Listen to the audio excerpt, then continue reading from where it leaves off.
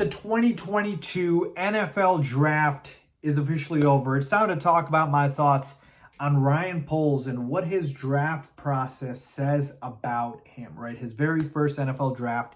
What can we take away from Ryan Poles and the type of GM he is and is going to be for the Bears? So let's get into it. What is going on, y'all? Faiz Sports Talk back at it with another video. Talking some NFL here to talk about the Chicago Bears. So if you're a Bears fan, make sure to hit that big red subscribe button down below. Make sure to follow me on all my social media platforms.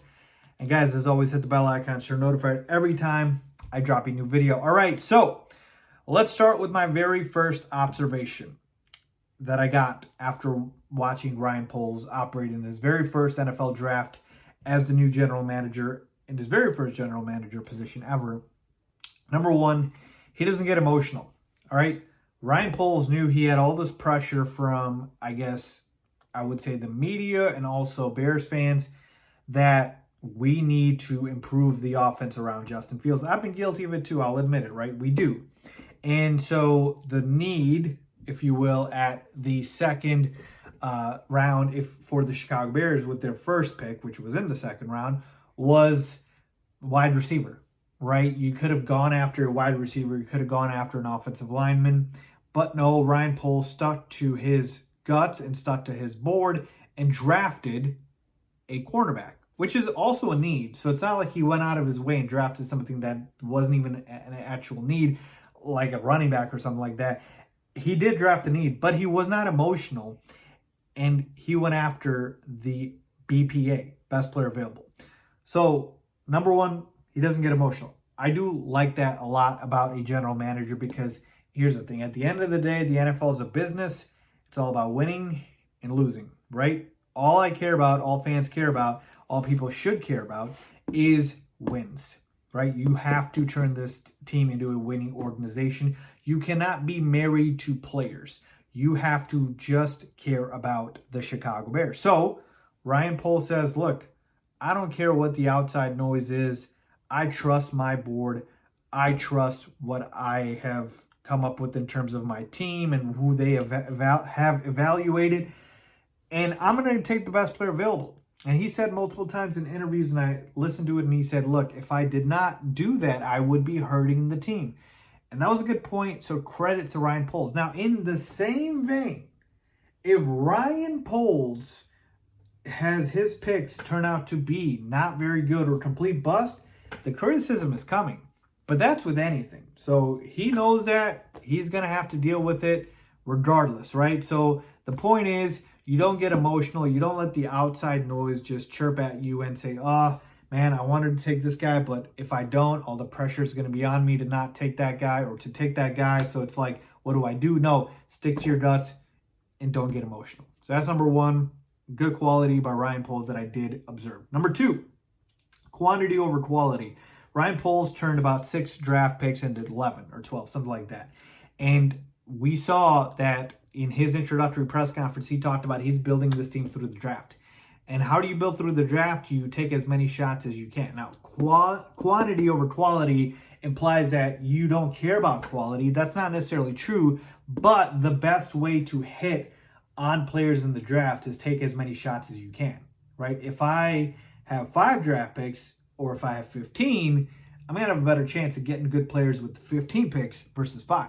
Now, obviously, it depends on where they are, but Ryan Poles basically said, look, this team has a lot of holes. I want more draft picks so I can find out how I can go ahead and get more good players in here. And I'm going to do that by taking more chances. So he could have literally just sat back and said, look, I'm just going to go ahead and try to pick the best players I can at the position and not trade back. But no, he knows he's not perfect. He knows that there's going to be players that he'll miss on, but he wants to maximize the chances for getting good players by increasing the volume of the players and adding to that and then going ahead and assessing it from there, right? Again, taking as many shots as you can.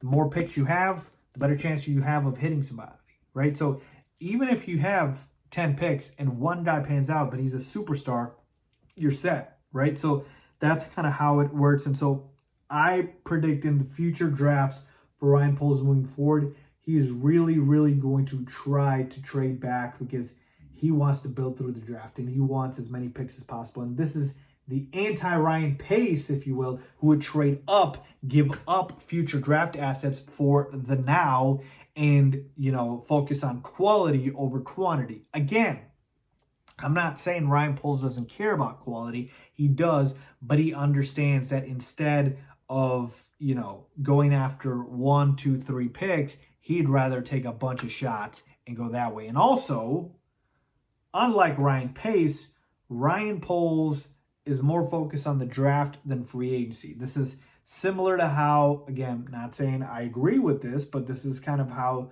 teams like the Packers operate. They don't really spend big money in free agency. They tend to build through the draft. But data has shown that over the course of the NFL, in however many years it's been around, the most successful teams really are the ones that build through the draft, not the ones that spend crazy amounts of money in free agency, right? We saw what the Jaguars did this season. They spent a crazy amount of money in free agency. Did it lead them? Will it lead them to wins? We'll see.